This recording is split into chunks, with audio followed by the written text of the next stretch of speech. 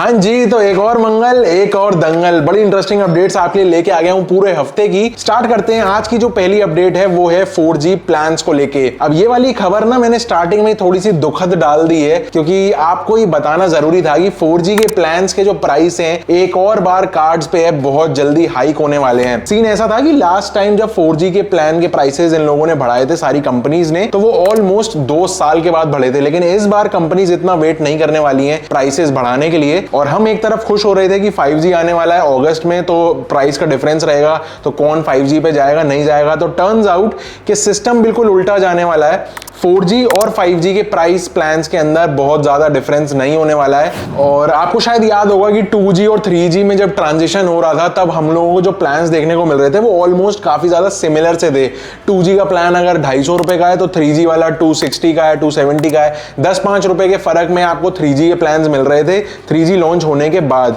तो इवेंचुअली ये एक मास्टर प्लान होने वाला है शायद इन कंपनीज का कि 4G से 5G में ट्रांजिशन कराने के लिए पहले 4G के प्राइसेस बढ़ा दो, 5G को शुरुआत में थोड़ा सा सस्ता दे दो। ऐसे में जो फोन मेकर्स हैं उनका भी माल बिक जाएगा, लोग 5G के लिए थोड़ा सा एक्स्ट्रा प्रीमियम भी दे देंगे। वही है मूवी के पॉपकॉर्न वाला हिसाब, लार्ज ले लो तो 90 रुपए का और पूरा टब ले लो तो 100 रुपए का, वही हिसाब यहाँ पे होने वाला है। इवन एयरटेल और वी कंपनीज ने तो बोल भी दिया है कि बहुत जल्दी ये लोग सोच रहे हैं 4G के प्लान्स के प्राइसेस बढ़ाने वाले हैं। अब ये दोनों बड़े प्लेयर्स अगर पैसे बढ़ा रहे हैं तो बाकी लोग पीछे क्यों ही रहने वाले हैं। अगली अपडेट है यहाँ पे इंटरनेट की स्पीड्स को लेके। अगर जियो की बात करें तो जियो इस टाइम पे ऑल ओवर इंडिया में नंबर 1 पे चल रहा है डाउनलोड स्पीड्स में। और बताया जा रहा है कि मार्च की जो एवरेज पूरे इंडिया की जो इनकी स्पीड निकल के आई वो अप्रोक्सीमेटली 22 Mbps निकल के आई। तो मुझे बड़ा शॉकिंग लगा। मैं यहाँ पे स्पीड टेस्ट करके देख रहा था, मैं आपको रिजल्ट दिखाता हूँ। भाई साहब 50 Mbps, ये चीज मैंने बहुत टाइम बाद नोटिस करी है, क्योंकि यूजुअली मैं पूरे दिन वाईफाई पे ही होता हूँ और बाहर मुझे डेटा की ज्यादा नीड ही नहीं पड़ती।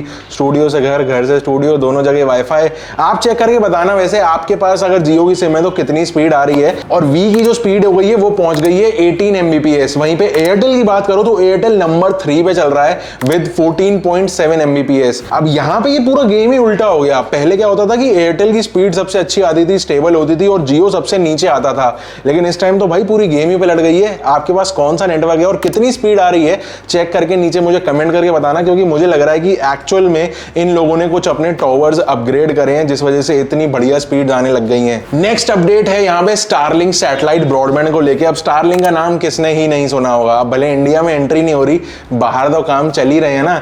तो सिस्टम ऐसा है कि स्टारलिंक ने अपनी पहली पार्टनरशिप करी है एक एयरलाइन से जिसका नाम JSX एयरलाइन है। और यहाँ पे उन्होंने इन फ्लाइट में वाईफाई सर्विसेज देने की यहाँ पे पार्टनरशिप करी है। JSX एक चार्टर प्लेन वाली कंपनी है और ये 100 फ्लाइट्स के अंदर ये अब स्टारलिंक के टर्मिनल्स लगाएंगे और अपने पैसेंजर्स को इन फ्लाइट वाईफाई की सर्विस ऑफर करने वाले हैं। लेकिन यहाँ पे ट्विस्ट ये है कि ये जो कंपनी है JSX ये एक चार्टर प्लेन कंपनी है। बेसिकली बहुत ही, चार्टर नाम सुनते ही पता चल ही गया होगा कि बहुत प्रीमियम एक्सपीरियंस, बहुत प्रीमियम, बिल्कुल एलीट वाले लोग ट्रैवल करते हैं चार्टर्स में। तो अब अगर उस लेवल का बंदा सर्विस लेगा तो वो प्लान तो चेक करेगा नहीं। भाई कितने का भी है तू दे यार, चालू कर, मेरे टैब पे काम नहीं रुकना चाहिए। वैसे इन फ्लाइट कनेक्टिविटी सुनते ही मुझे जियो का भी याद आया। आपको याद होगा कुछ टाइम पहले जियो ने भी इस तरीके की सर्विसेज पोस्टपेड जब लॉन्च किया था तो बोला था कि इन फ्लाइट सर्विसेज ये लोग देने वाले हैं कुछ पोस्टपेड प्लान्स के अंदर। आज तक कोई अपडेट नहीं है। झूठ बोलो, बार बार झूठ बोलो। अगली अपडेट है यहाँ पे सिम कार्ड की रिप्लेसमेंट पॉलिसी को लेके। तो गवर्नमेंट क्या देख रही थी बहुत टाइम से कि जो फ्रॉडस्टर्स हैं वो सिम कार्ड की जो रिप्लेसमेंट सिस्टम चलता है उसमें बहुत सारे फ्रॉड कर रहे थे। बहुत सारी कंप्लेंट्स आ रही थी लोगों को कि वो टेलीकॉम कंपनीज के मैनेजर बन के फोन करते हैं कि आपकी KYC खराब हो गई है, आपको ये है वो है, कुछ भी करके उनका सिम का नंबर ले लेते हैं, सिम को स्वैप कर देते हैं या eSIM में कन्वर्ट कर देते हैं और फिर उनके बैंक से OTP वगैरह करके फंड्स क्लियर कर देते हैं। तो अब गवर्नमेंट ने क्या करा है कि एक मीटिंग में बुलाई है कुछ अगले हफ्ते सारे टेलकोस से कि एक ऐसी सिम रिप्लेसमेंट की पॉलिसी बनाई जाए जो ये फ्रॉडस्टर्स क्रैक ना कर पाए। लेकिन हम जो यूजर्स हैं, हमको अगर सिम रिप्लेसमेंट करानी है तो हमारे लिए इतनी ज्यादा हेक्टिक नहीं होनी चाहिए। वो इस चीज के ऊपर ये लोग काम कर रहे हैं और काफी सही है यार। मतलब एक्चुअल प्रैक्टिकल इश्यूज के ऊपर गवर्नमेंट अब देखने लगी है डिजिटल इंडिया के साथ साथ। ये देख के अच्छा लगता है। अगला अपडेट है यहाँ पे कॉल रिकॉर्डिंग फीचर को लेके। तो यहाँ यहाँ पे गूगल की तरफ से एक पॉलिसी अपडेट आया है कि 11 मई के बाद से कोई भी ऐप स्टोर पे ऐसी ऐप नहीं मिलेगी जो कॉल रिकॉर्डिंग सपोर्ट करती है। और रिसेंटली मैंने एक एप्पल के ऊपर भी वीडियो बनाया था, कॉल रिकॉर्डिंग के फीचर को एक्सप्लेन कर रहे थे कि क्यों कॉल रिकॉर्डिंग उन्होंने बैन कर रखी है, और एग्जैक्टली गूगल भी वही सिस्टम फॉलो कर रहा है।